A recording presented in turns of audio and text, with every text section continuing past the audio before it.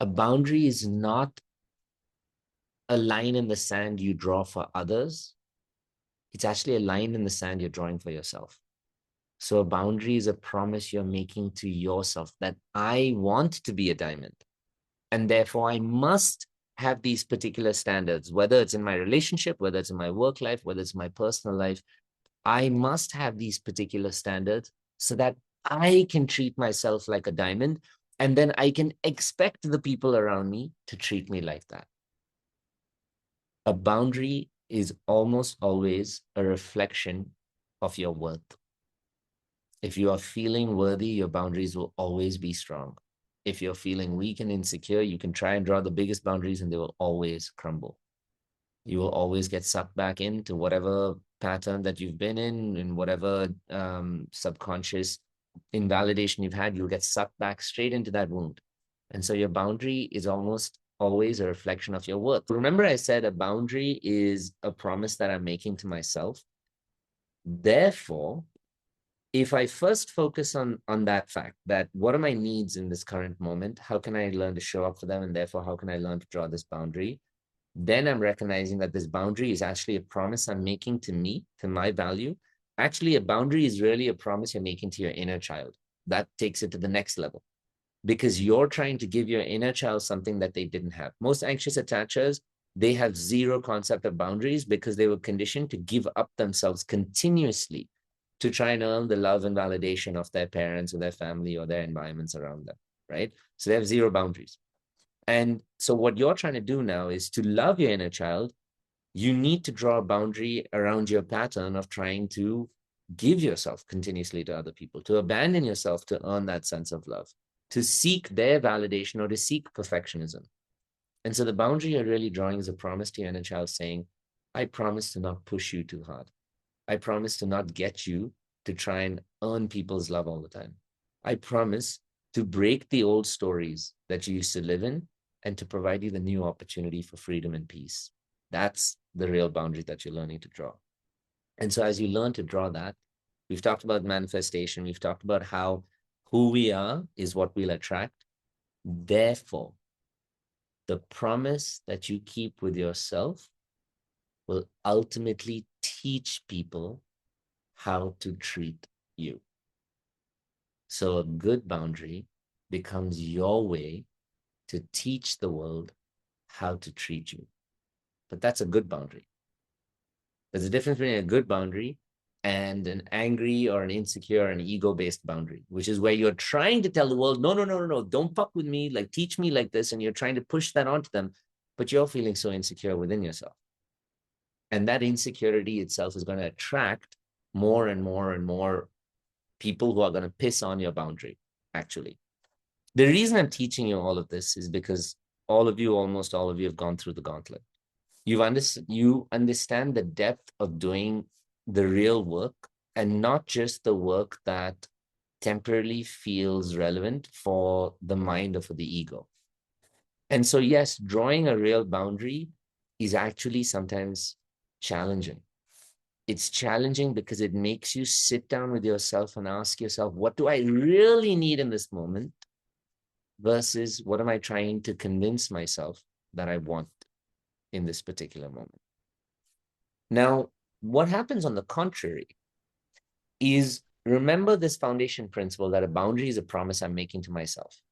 So in this boundary that I'm drawing with the external person saying, actually, you can't talk to me like that, etc., I'm drawing a boundary with myself saying, I refuse to let myself be invalidated and not seen for who I am, right? That's your first and true boundary, actually. Now, if you make that promise to yourself and you say, I deserve to be loved, I deserve to be, that's why you want to tell that person to treat you better, right? Because you're trying to convince yourself, I deserve to have better treatment, I deserve to be loved, I deserve to be respected, etc. Now, if you can convince yourself that's true, and if you can give yourself that kind of love, saying, I deserve to be loved, then when you go to that person, you're less afraid to say, listen, I deserve to be loved. You're not able to love me the way I really deserve. So I'm asking for something better, right? AKA, don't talk to me this way, whatever that means, whatever that looks like. That part's not relevant for me. But you have convinced yourself enough that I deserve to be loved. Now, if you've done that well enough, you are less afraid of what that person's going to do or how that person's going to react. Correct? Because now you've convinced yourself that I have such a high fucking standard that if you're not going to meet my standard, I'm not continuously going to stay right here just so we can both live on this level. I'm going to stay here.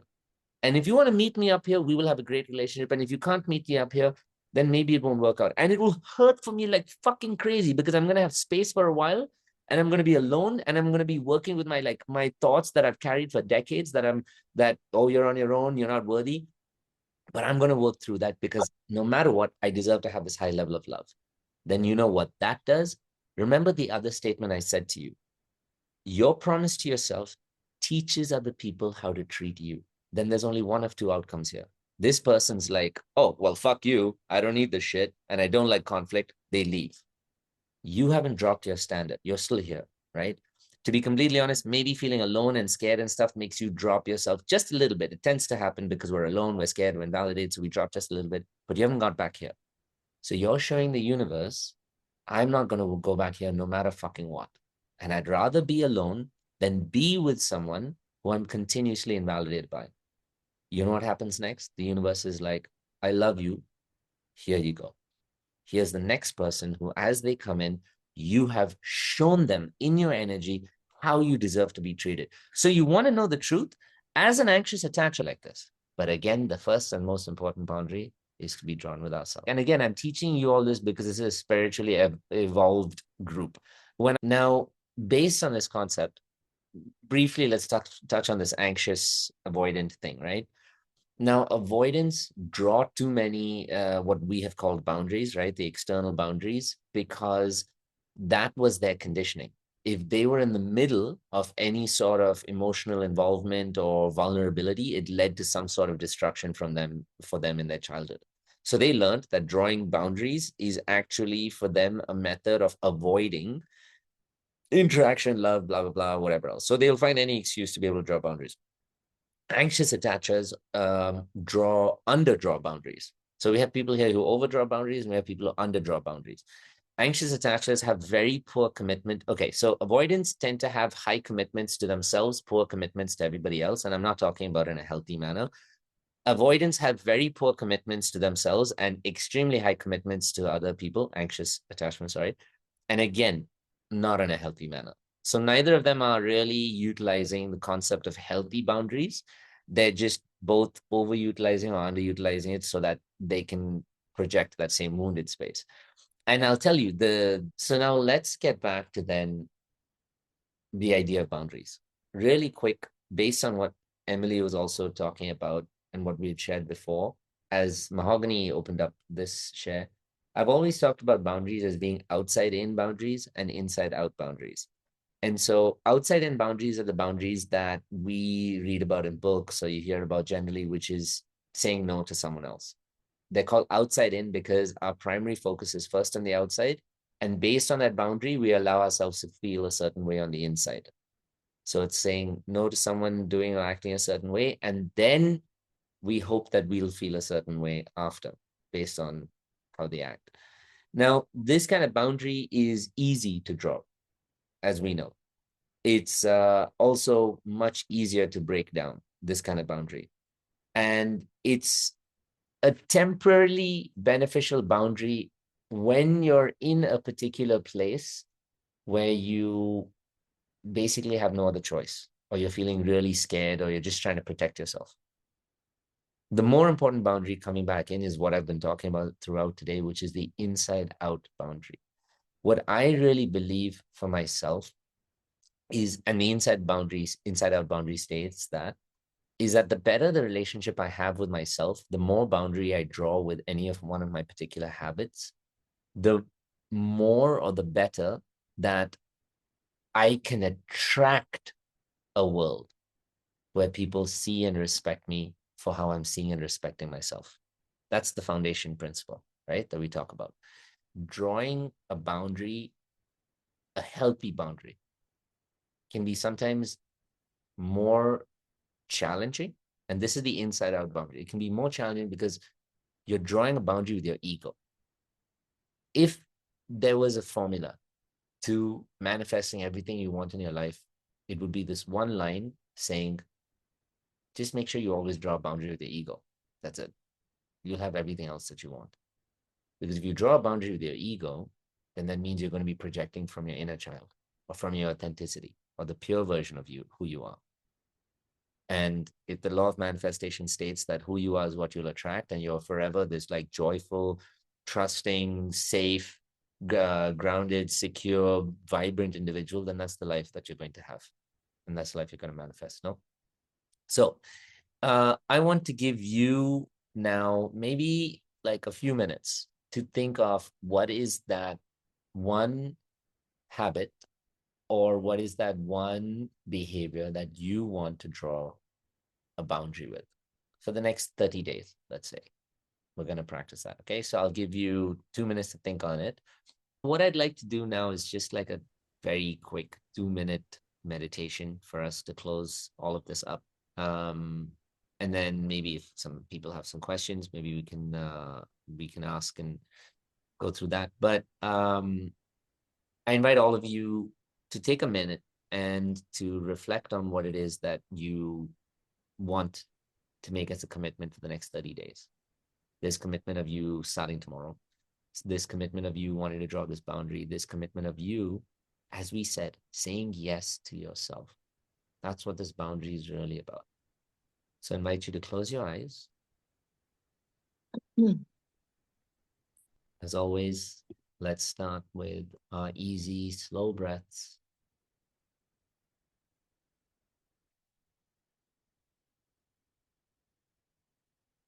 Remember that even in your breathing, you're drawing a boundary. Your eyes are closed. Your attention is not outwards. Your attention is inwards. Your nervous system is not focused on the external world. Your nervous system is being prioritized by you.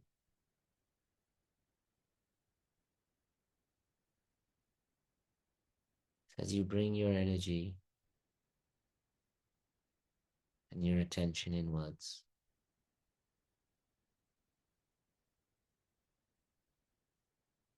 I invite you to remember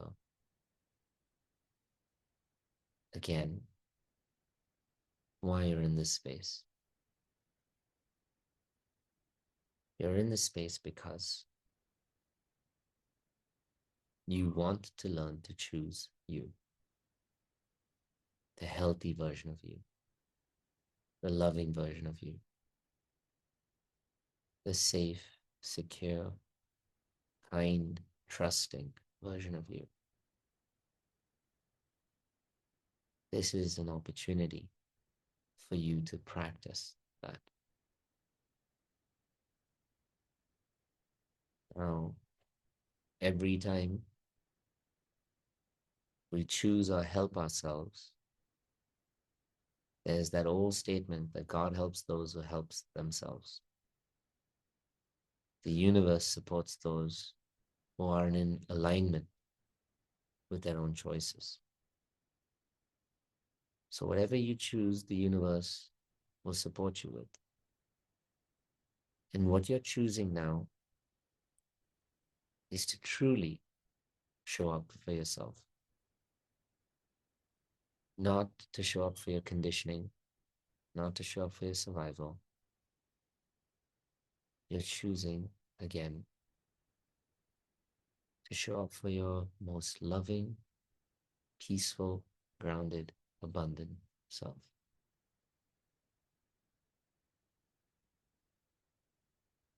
So as you breathe in, I invite you to breathe in the energy of the universe, a beautiful, abundant blue light that starts to surround you.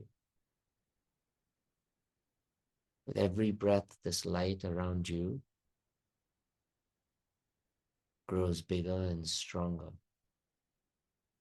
You can feel this blue light even just a few millimeters off the surface of your skin. Feel it surrounding your head. Feel it surrounding your face. Feel this beautiful blue light around your neck, your shoulders, You can even feel it just around your fingertips, like a loving, beautiful outline. This beautiful blue light and energy is around your back, your stomach, your hips. You can feel it just a few millimeters off your thighs, your legs, even around your toes. This beautiful blue light is now your friend. It's your boundary. It's your protection. It's your support. It's the thing that you can carry for the next 30 days and the next 30,000. It's the thing that's meant to help you remember that you are loved and that life will work out for you no matter what, as long as you choose you.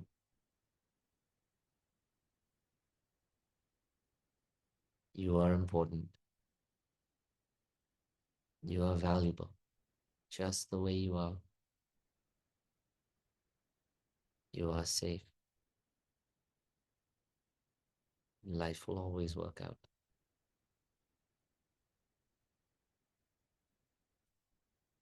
Take a beautiful deep breath in. Breathe in this blue energy. Let it even fill your heart, your soul, your body. And breathe out whatever needs to leave. Let's do this 2 more times. Breathe in, bigger breath now. Breathe in this beautiful, healing blue energy going through your entire body. And breathe out. And then your last easy breath. Breathe in and slowly breathe out. Whenever you're ready, slowly invite you to bring your palms together. Thank the universe, to thank this present moment, to thank yourself. And I welcome you in with a loving, warm namaste.